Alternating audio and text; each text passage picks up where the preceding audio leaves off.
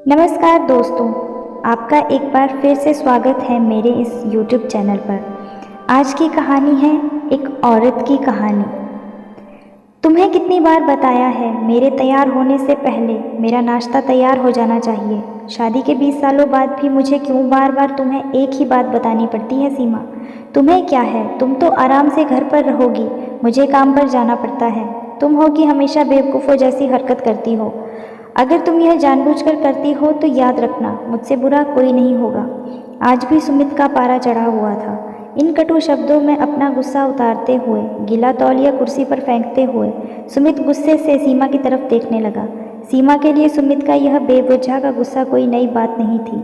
वह महीने में 3-4 बार ऐसे ही सीमा पर बरस पड़ता था। पहले पहले सीमा उसका विरोध किया करती थी, लेकिन जब कई सालों तक सुमित में कोई बदलाव नहीं दिखा तो सीमा ने खुद को ही बदल दिया। अब सुमित के कुछ भी कहने से सीमा को कोई फर्क नहीं पड़ता था।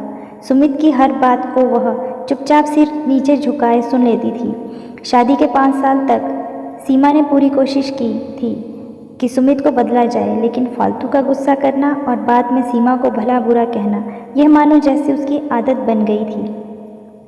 कोई भी वाद विवाद होता तो सुमित सीधा सीमा को बोल देता, अगर मैं तुम्हें अच्छा नहीं लगता तो क्यों नहीं चली जाती अपने मायके, क्यों रहती हो मेरे साथ? इतना सब कुछ होने के बावजूद सीमा सुमित के साथ रहती थी, क्योंकि उसे अपनी बेटी की फिक्र थी। और वह जाती भी तो कहाँ, अपने बूढ़े हो चुके माँ बाप को इस उम्र में परेशान करना वह नहीं चाहती थी।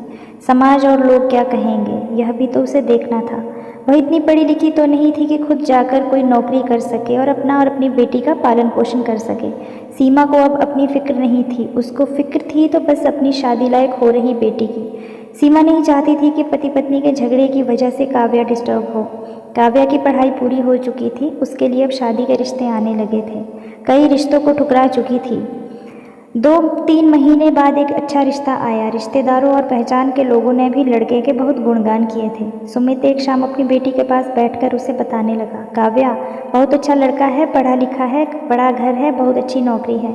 ऐसे रिश्ते बार बार नहीं आते बेटा, इस बार मना मत करना। काव्या अपने पिता से ज़्यादा बात नहीं करती थी, शायद डरती थी कि या नफरत करती थी, लेकिन आज वो अपनी पूरी हिम्मत इकट्ठा कर बोली, मुझे अभी शादी नहीं करनी है पापा, मैं नौकरी करना चाहती हूँ, खुद अपने पैरों पर खड़ा होना चाहती हूँ। हाँ तो उसमें क्या बड़ी बात है, मैंने लड़के से बात की है, वह तुम्हें किसी बात के लिए नहीं रोकेगा, तुम शादी के बाद भी नौकरी कर सकती हो, वह तुम्हें नौकरी के लिए परमिशन दे देगा। सुमित बोला, मेरा नौकरी करना या ना करना उसकी परमिशन पर क्यों डिपेंड रहेगा पापा? काव्या ने पूछा। मैं कह रहा हूँ ना, तुम्हें किसी भी चीज़ की कमी नहीं होगी वहाँ, ऐसे रिश्ते बार बार नहीं आते, इसे ठुकरा मत, बहुत खुश रहोगी तुम वहाँ। सुमित बोला, पापा मैं क्या उतनी ही खुश रहूँगी जितनी मम्मी इस घर में खुश है? काव्या ने तंज कसते हुए कहा।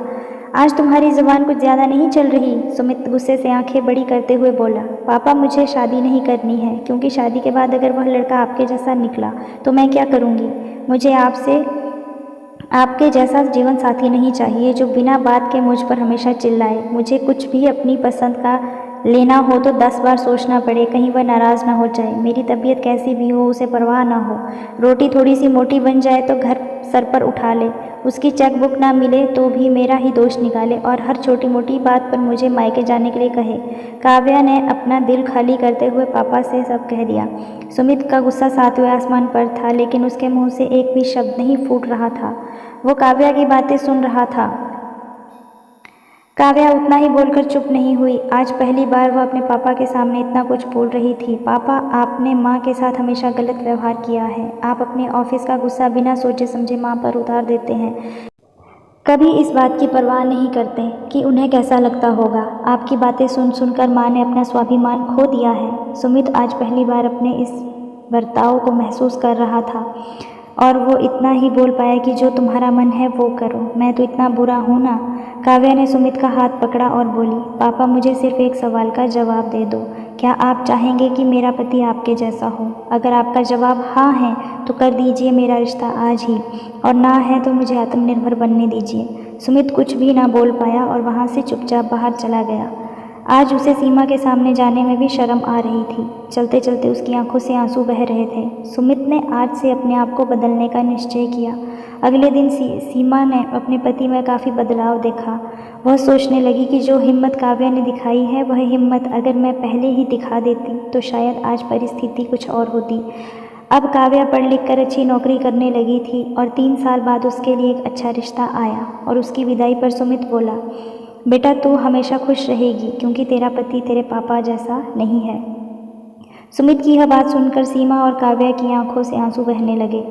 दोस्तों, हमारे समाज में औरतों को भले ही देवी का दर्जा दिया जाता है, लेकिन वह स्वतंत्रता नहीं दी जाती जो उन्हें देनी चाहिए। उन्हें बचपन से ही बताया जाता है कि वह पराया धन है। स्कूल से आने में देर हो जाए तो पिटाई मिलती है। मोबाइल पर बात करते हुए दिख जाए या खिड़की से झांकते हुए दिख जाए तो शक किया जाता है।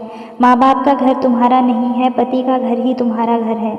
जीवन भर यह बातें बता कर उन्हें ससुराल भेज दिया जाता है और एक दिन किसी छोटे मोटे झगड़े में ससुराल वालों से उन्हें सुनना पड़ता है, इस घर को छोड़ दो और अपने मायके चली जाओ। अब आप ही बताओ दोस्तों, ऐसी स्त्रियों का सच्चा घर कौन सा है? आखिरकार वह किस घर को अपना कहें? वीडियो को पूरा देखने के लिए आपका धन्यवाद। वीडियो पसंद आई हो तो वीडियो को लाइक कीजिएगा, कमेंट कीजिएगा। चैनल पर नए हैं तो चैनल को सब्सक्राइब कीजिएगा।